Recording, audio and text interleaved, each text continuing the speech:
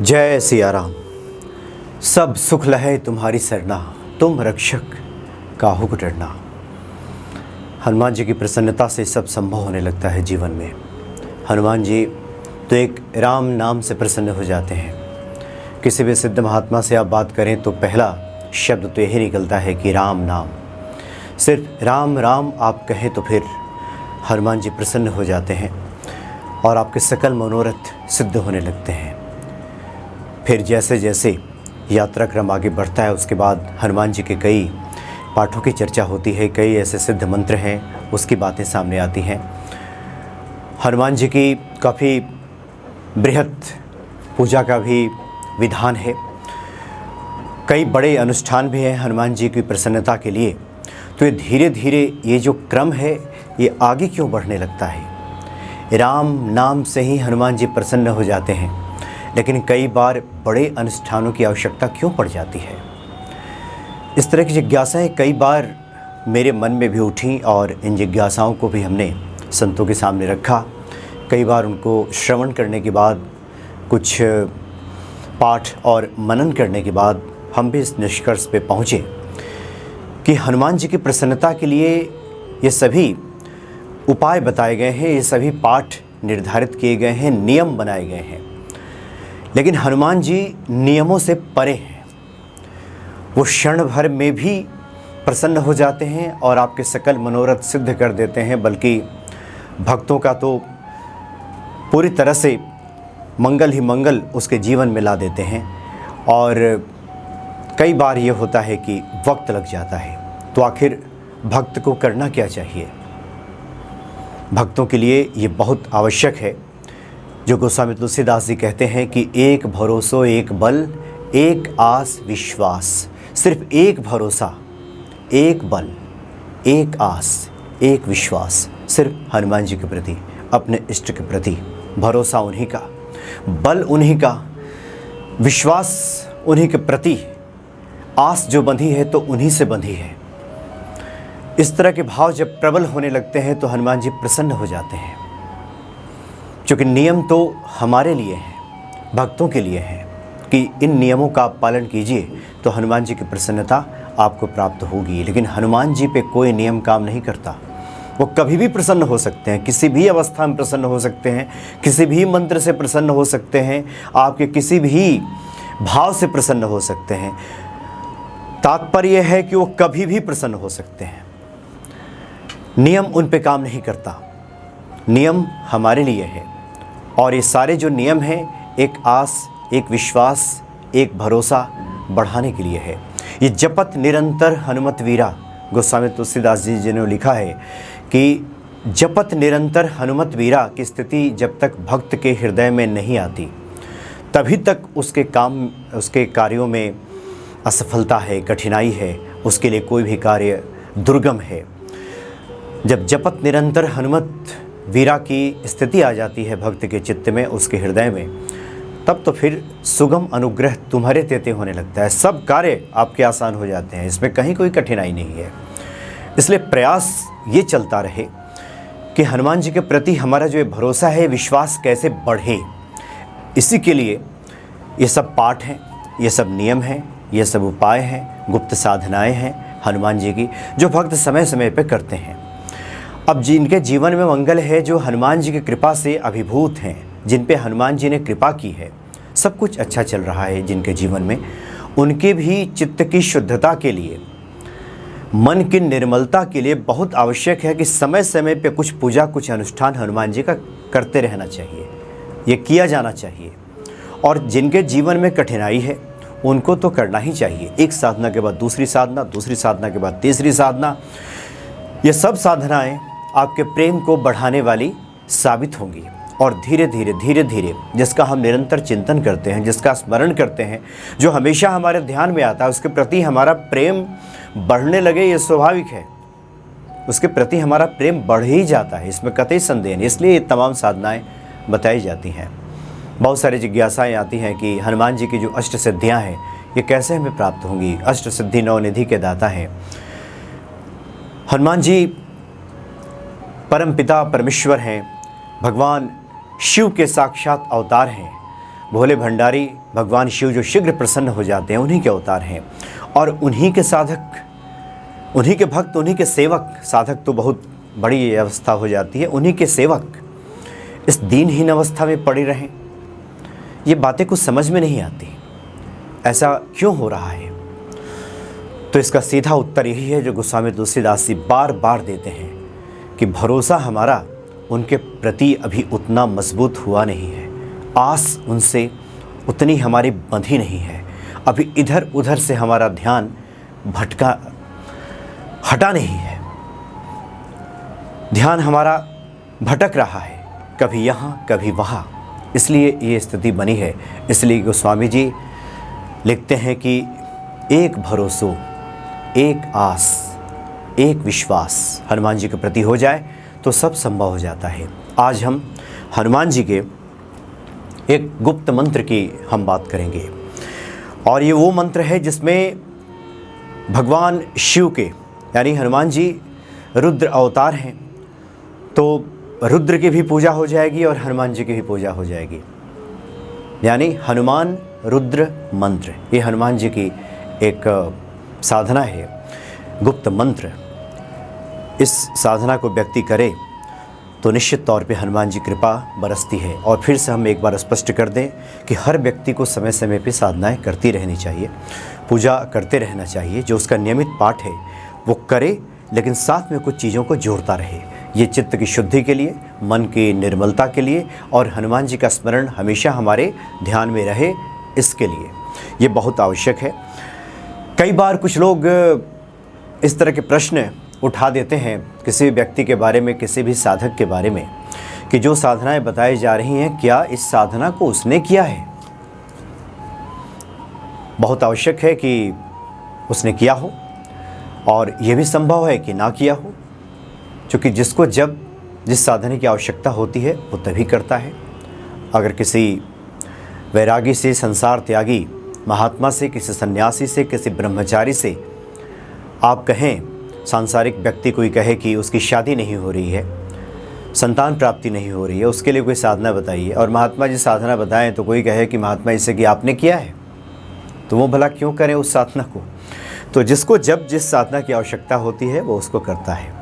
और सभी साधनाओं का एक ही उद्देश्य है, एक बार हम फिर स्पष्ट कर दें, इस भक्ति भाव को बढ़ाना। इस नियम के तहत ईश्वर मिलते हैं, हनुमान जी कृपा प्राप्त होती है। कब होगी ये हनुमान जी जानते हैं। उस साधना के जितने दिनों का संकल्प आपने लिया उसके पहले ही आपकी कामना सिद्ध हो सकती है, आपके मनोरथ सिद्ध हो सकते हैं, समय भी लग सकता है। हनुमान जी किसी नियम में नहीं बंधे हैं, वो कभी भी आप पे कृपा कर सकते हैं। इसीलिए समय समय पे साधनाओं को करना चाहिए, क्योंकि ये जो सभी साधनाएं हैं ये संतों ने, महात्माओं ने किया है, और हनुमान जी की प्रसन्नता के लिए ये आवश्यक है कि इन साधनाओं को किया जाए। ऐसे ही एक साधना है जो गुप्त मंत्र है हनुमान जी का, ये 41 दिनों की साधना है। आमतौर पे से जब हम साधु महात्माओं से बात करते हैं तो हम पूछते हैं कहाँ करनी चाहिए साधना ये। तो देखिए, वो तो सभी संसार त्यागी साधु हैं, सन्यासी हैं, कभी वो पहाड़ों पे रहते हैं, कभी जंगलों में रहते हैं, कभी गंगा किनारे रहते हैं, नदी किनारे होते हैं। तो कहते हैं कि हमने गंगा किनारे किया। कुछ संतों का कहना है कि हमने अमुक जगह पे थे, वहाँ पहाड़ पे थे, वहाँ निर्जन स्थान था, कोई साधन भी नहीं था, वहीं हमने पूजा पाठ किया, वहीं हनुमान जी प्रसन्न हो गए। लेकिन जो सांसारिक लोग हैं, जो किसी नगर में, शहर में रहते हैं, वो कुआं, तालाब, नदी कहाँ ढूंढें? उसके लिए संतों ने कहा है कि आप एक कमरा आपके पास हो, एक स्थल हो, कोई जगह हो जहाँ पे आपने भगवान की मूर्ति स्थापित कर रखी हो, जो आपका पूजा स्थल हो।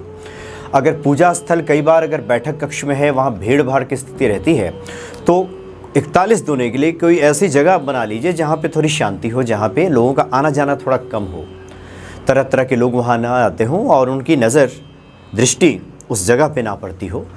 क्योंकि बहुत सारे लोग बहुत सारे भावों को लेकर के आते हैं, सकारात्मक नकारात्मक शक्तियाँ सब घूमती हैं और आपकी साधना में इससे व्यवधान आ सकता है। इसलिए किसी निर्जन स्थल को चुनें, अपने घर में एकांत स्थल को, जहाँ पे कोई आता जाता ना हो।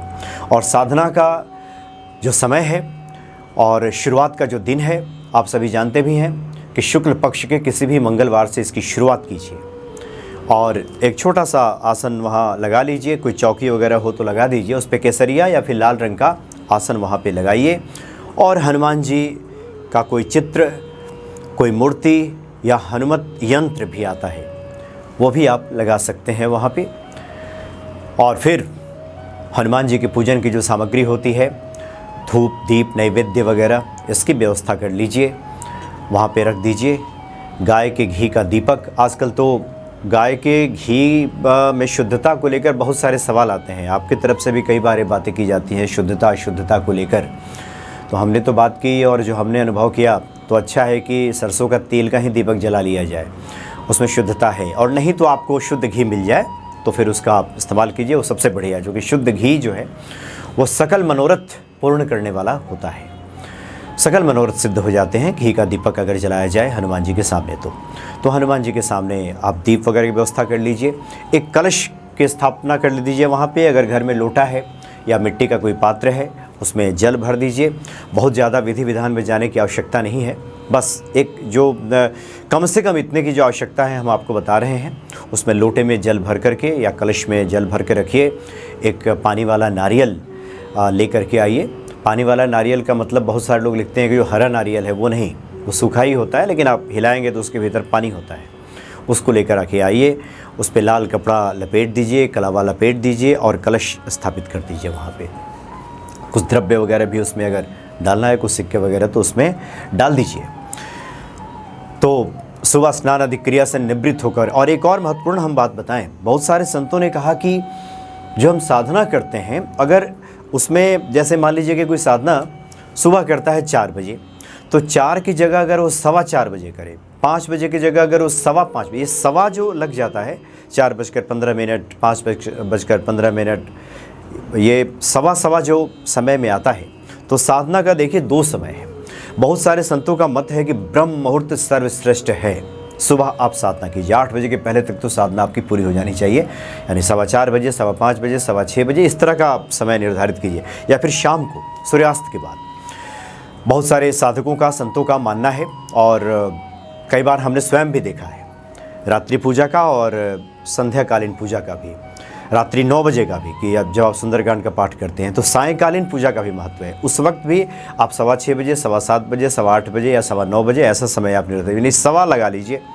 ये संतों का अनुभव है, इसलिए मैं आपको बता रहा हूँ कि ये सवा का जो समय होता है वो बहुत ही देखा गया है कि शीघ्र फलदायी है। तो उस समय आप चुन लीजिए और फिर स्नान आदि क्रिया से निवृत्त होकर के वहाँ पे बैठ जाइए हनुमान जी के सामने, और सबसे पहले घी का दीपक जला लीजिए, और जो कलश स्थापना के हमने बताया कि वहाँ पे स्थापित कर दीजिए। फिर हाथ में जल लीजिए और हे परमपिता परमेश्वर, हे हनुमान जी, ये प्रार्थना करते हुए, और हाथ में जल लीजिए, अपना नाम लीजिए, अपना गोत्र, अगर आप समय तिथि के बारे में जानते हैं तो कह दीजिए, नहीं तो कम से कम नाम और गोत्र बताइए और कहिए कि प्रभु आपकी प्रसन्नता के लिए हम मंत्र जप करने जा रहे हैं, और इतनी हमारी सामर्थ्य कहाँ, इतनी हमारी बुद्धि कहाँ कि हम आपका गुणगान कर सकें।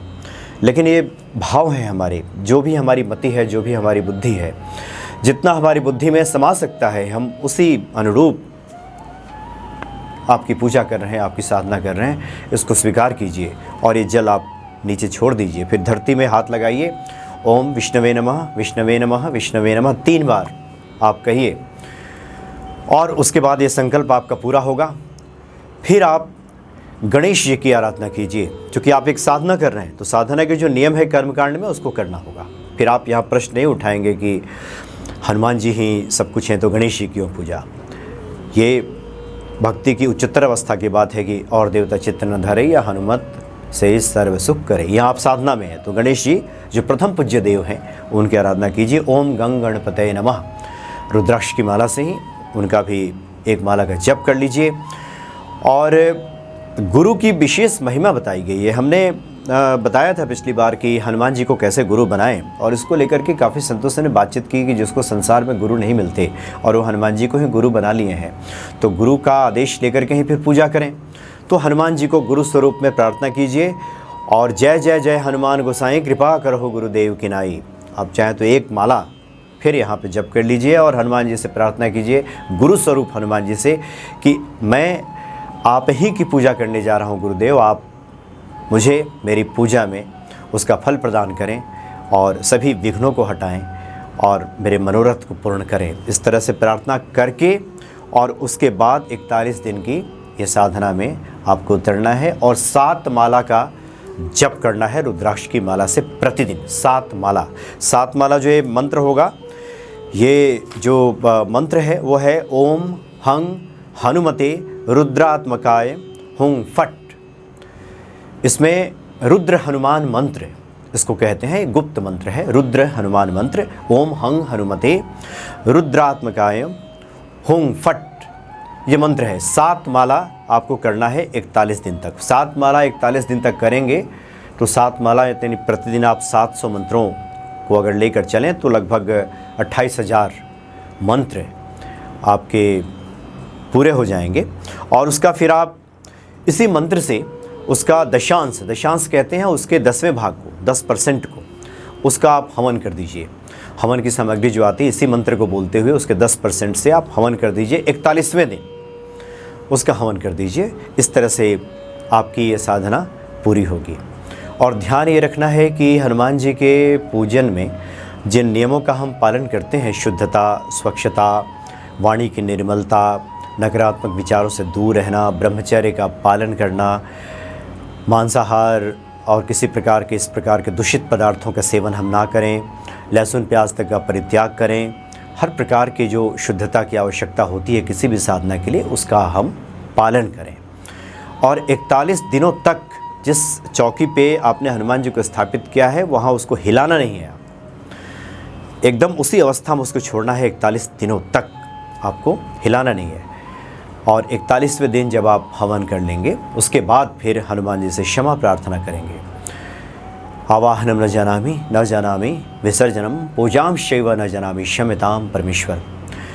और हिंदी में भी आप कह सकते हैं कि हे प्रभु, आपके यश को नारद और शारद जब नहीं गा सकते और इतना कह कर के भगवान श्री राम जब स्वयं आपको हृदय से कंठ से लगा लेते हैं तो हम जैसे मतिहीन व्यक्ति भला आपका क्या गुणगान कर सकता है।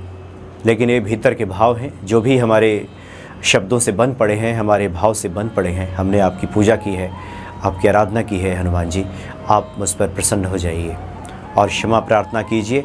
और उसके बाद फिर जल नीचे गिरा करके और मस्तक से लगाइए। फलम भवेत कहते हुए, ओम शक्राय नमः ऐसा कहते हुए भी आप मस्तक से लगाइए कि मैंने जो पूजा किया है इसका फल मुझे प्राप्त हो। और ये फल प्राप्त हो, मस्तक से लगाने वाला जो ये जो क्रिया है इसको आपको प्रत्येक दिन करना है। प्रतिदिन जब भी आपका पूजा उस दिन का पूरा हो, एक बार आसन के पास जल गिरा करके मस्तक से लगाना चाहिए कि जो मैंने पूजा किया है उसका फल मुझे हनुमान जी प्रदान करें।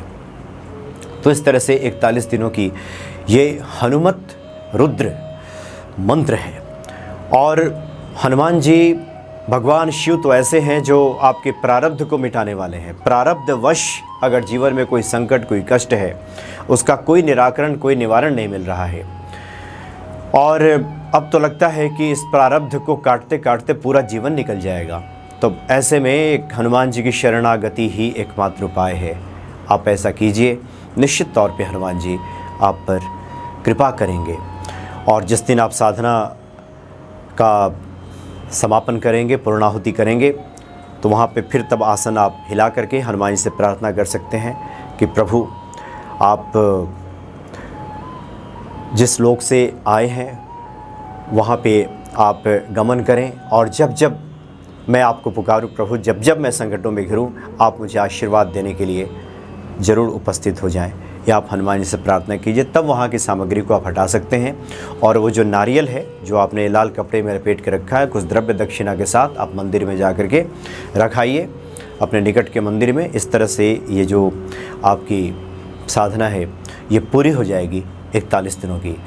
और इस तरह की साधनाएं आप करते रहें जब तक आपका कार्य सिद्ध नहीं होता है। लगे रहें, डटे रहें, हनुमान जी द्रवित हो जाएंगे। वो तो क्षण भर में द्रवित हो सकते हैं, लेकिन अगर समय लग रहा है तो घबराने की आवश्यकता नहीं है। ये परीक्षा की घड़ी है, छोड़िए नहीं हनुमान जी को, पकड़े रहिए। वो एक दिन जरूर कृपा करेंगे और जब उनकी कृपा होगी आप सब पुरानी बातें भूल जाएंगे और फिर आपका जो विश्वास है वो दृढ़ हो जाएगा, जो गोस्वामी तुलसीदास जी का है कि एक भरोसो, एक बल, एक आस विश्वास, स्वाति सलिल रघुनाथ जस चातक तुलसीदास। कि जो भगवान श्री राम है स्वाति के जल की भांति हैं और उस जल को प्राप्ति के लिए, उस जल की आस में तुलसीदास जी चातक पक्षी बन गए हैं। इस तरह से भरोसा आपका बनेगा और हनुमान जी जरूर कृपा करेंगे। जय सिया राम।